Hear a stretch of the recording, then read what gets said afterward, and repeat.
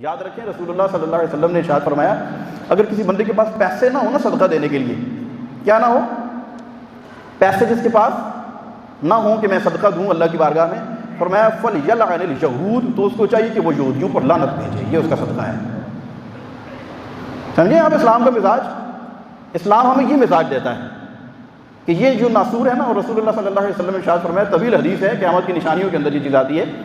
فرمایا کہ یہ یہود جو ہے نا، یہ حدیث پاک کا خلاصہ آپ کو عرض کر رہا ہوں، فرمایا یہ یہود جب تک دنیا کے اندر ہے امن قائم نہیں ہو سکتا، امن قائم نہیں ہو سکتا۔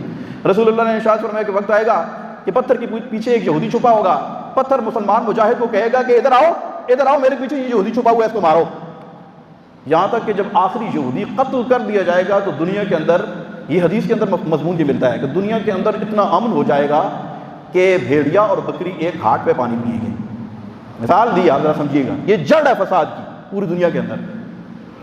اور فرمایا کہ جب یہ یہودی دنیا سے خس کم جہاں پاک یہ ختم ہو جائے گا، فرمایا سانپ لوگوں کے اندر پھریں گے اور وہ ڈسیں گے نہیں،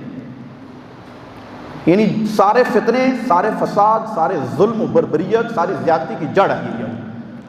اللہ انہیں نفرت و نابود کرے، اور ختم تو انہوں نے ہونا ہی ہے، جیسے کہ حدیث پاک میں آتا ہے ختم تو ہوگا۔ اللہ ہمیں اپنی آنکھوں سے منظر دیکھنا نصیب کر دے۔ اللہ تبارک و تعالی ہماری مدد فرمائے، آمین بجاہ النبی۔